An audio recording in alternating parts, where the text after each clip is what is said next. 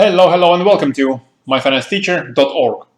I've been looking forward for this for quite a while, and no, I'm not even talking about an amazing run in gold and silver prices that we're observing at the moment. What I'm talking about is looking at more details of particular gold and silver miners. And what I've been looking for is for them to finally publish their second quarter reports so that we can dive in. And this time we're going to start with Kinross. Before we continue, let me remind you guys to subscribe to the channel if you haven't and click that bell notification. Thanks a lot.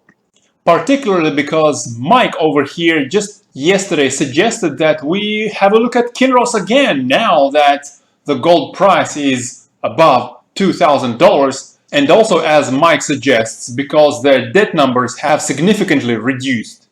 Actually, as we will see in just a few minutes, if you compare the data from this video to the data we looked at Kinross last time, that was in November last year, you will see that unfortunately long-term debts of Kinross have actually increased quite a bit.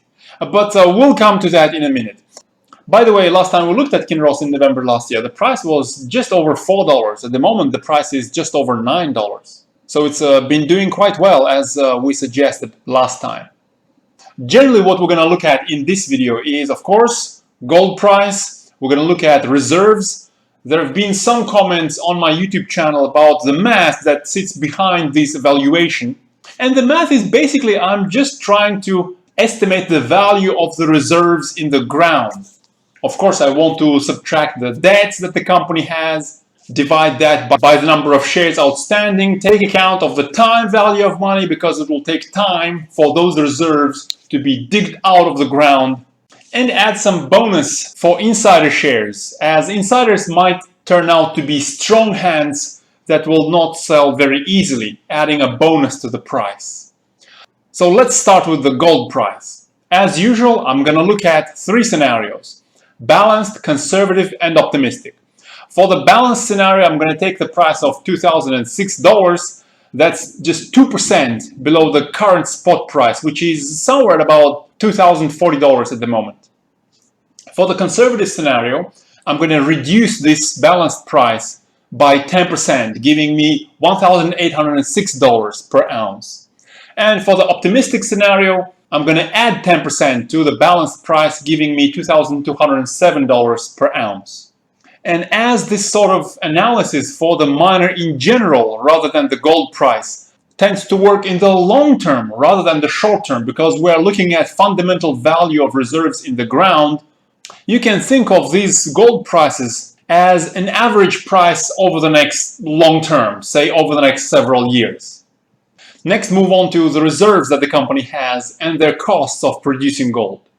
We're going to look at proven and probable reserves in the ground of 29.5 million ounces of gold and 55.6 million ounces of silver. The company also has measured and indicated resources of 35.5 million ounces. And the all-in sustaining costs of gold equivalent is $984 per ounce, where gold equivalent is basically converting silver into gold at a given gold-silver ratio, which is in our case, and in the case of Q2 report from Kinross, is just about 100. So these are the reserves that the company has, and the costs of extraction are actually not too bad. Long-term debts have increased substantially over the last half a year or so, up to just under $2.7 billion. Number of shares outstanding that the company has is 1.26 billion shares. And out of those, only 0.29% are held by insiders. That's according to Yahoo Finance. The bonus I add to the stock price is based on these insider shares. In this case, the bonus is going to be tiny, as the number of shares held by insiders is relatively small. Next, looking at life of mine, basically time that it would take to dig out the existing reserves out of the ground at the ongoing annual production. And that's around 13 years for the reserves. That's not including the resources that the company has and any potential future exploration results. As it's going to take time to dig those reserves out of the ground, we need to look at the time value of money as well. And I'm going to use 2% discount rate. If you are working on a valuation of some fiat-based asset, then I would suggest a higher discount rate to account for possible future inflation, especially with trillions of dollars being printed nowadays. But at the moment, we're actually looking at the value of hard assets in the ground, at the value of gold and silver reserves in the ground. So a very modest discount rate of 2% per year is appropriate in my opinion. So taking all of that into account, our conservative valuation, including the gold price of $1,806, we're only looking at the reserves for the conservative valuation without including any resources. And the reserves are 29.5 million ounces of gold and 55.6 million ounces of silver, where we're going to use gold-silver ratio of 100, all-in sustaining costs 984, long-term debt 2.7 billion, life of mine 13 years, 1.26 billion shares outstanding, and 0.29% of insider shares. All of that gives me an estimated share price of $15.32. That actually compares very favorably to the current market price of only $9.87, and that's even in the conservative valuation. Next, moving on to the balanced valuation, all this data is the same except for the gold price. We're going to use the gold price of $2,006. And all of that gives me the estimated share price of $19.52. How amazing is that compared to the market price of $9.87? And lastly, looking at the optimistic valuation, again, the changes are in the gold price up to $2,207. Whether this will be an average gold price over the next several years, that is questionable, but let's roll with the optimistic valuation for now. And in this valuation only, we're also adding the measured and indicated resources, but only half of those resources, and only for gold.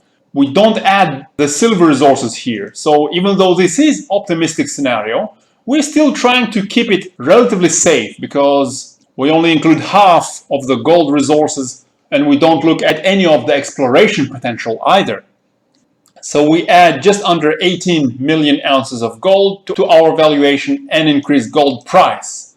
All of this gives us an estimated share price of over $36, which compares very favorably to the market price of under $10. So although in the last half a year or so, the price of Kinross has more than doubled, I think there is still a pretty nice potential over the long term. Although in the short term, looks like the share price is maybe a little bit too hot. It's currently just under $10, but if you zoom out a little bit, you will see that from late 2012, there is a resistance zone based on the late 2012 high at about $11. So over the next short term, possibly several months, Kinross might actually struggle to break above that resistance zone. Next, from this chart, we see that the price is stretched a bit too far above the 50-day moving average and the 200-day moving average. The price is over double of the 200-day moving average, so that also tells me that some sort of a mean reversion might actually happen over the next couple of months, especially as gold drops into its intermediate cycle low over the next couple of months. Looking at RSI, RSI is overbought. It's above 76.8. And the price is actually poking again above the Bollinger Bands, which I think is significant given that the Bollinger Bands are already very wide. So in the short term, I think one should be cautious, but in the longer term, even our conservative valuation is actually pretty attractive. Let me know what you guys think about Kinross and gold and silver in general. If you want more detailed and more frequent analysis of precious metals, energy, general stock market, and particular miners, join us at myfinancesteacher.org. As you see from here, I post an update nearly every day, and my colleague writes weekly investment newsletters sharing his extensive experience of investing over a number of decades.